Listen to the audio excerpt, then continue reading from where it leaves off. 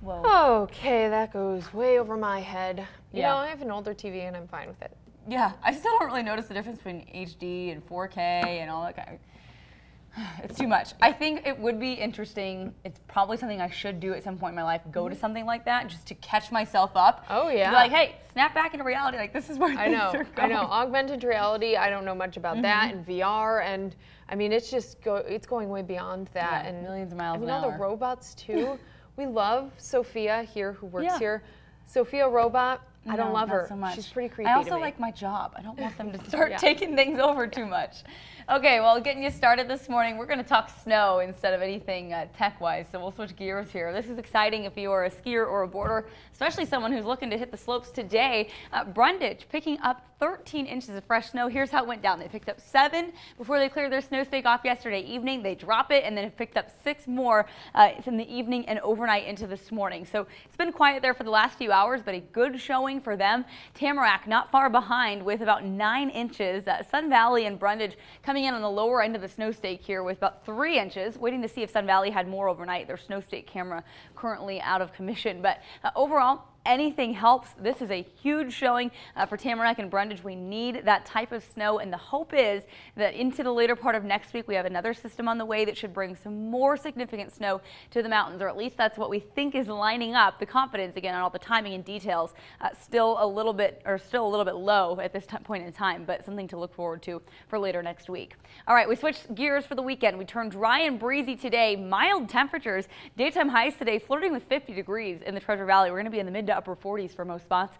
With that, a weekend version is going to start to develop here over the next few days. So hazy sunshine possible in the afternoon, a little bit of patchy fog in the mornings. This won't be a super strong inversion, nothing that locks us in. And then we do see those storms start to line up for next week. So the return to a more active pattern, that's the good news that we have in the forecast, especially when we're talking about snowpack for the mountains who need it so badly right now.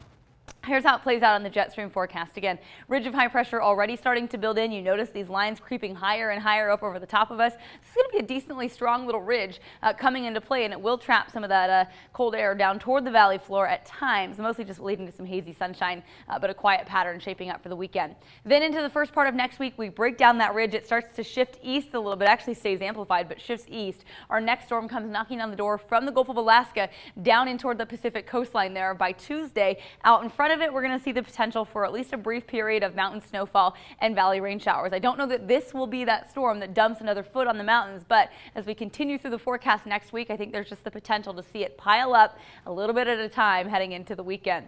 Satellite and radar this morning quieting down. A few last-minute showers up along Highway 55 and out toward Emmett there in parts of Gem County and northernmost Canyon County. But for the most part, you're just looking at cloudy conditions to start off your Friday. And it's not as cold out there, so may not need that big, thick, puffy winter jacket this morning. Satellite and radar again, kind of still a messy picture overall across the region, but quieting down. That's going to be the trend through the remainder of the weekend.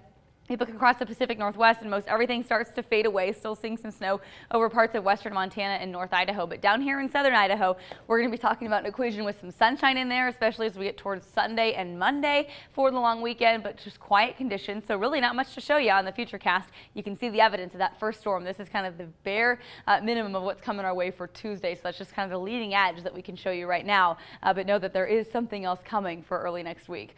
All right, today's high 48. There it is. We're up close and personal with 50 degrees. At our average high, by the way, for this time of the year is 37. So we're running about 10 to 12 degrees above our average. A little bit breezy this afternoon might make it feel a touch colder, but overall enjoy the mild temperatures. I think we'll see more clouds this morning, more sunshine building in this afternoon. So some good sun breaks out there and really a decent weekend shaping up. We cool off to the upper 40s tomorrow, but then we get mid 40s back on the board for much of next week. Again, the next chance of showers looks to be Tuesday. Keeping my eye on Thursday and Friday for that next storm, hoping that one will be enough and bring some significant snow to the mountains. Yeah. This one especially. We'll watch and see what happens as we get closer, but it's just nice to see something lining up. Yes. Unsettled pattern continuing. The mountains definitely need it. Really do.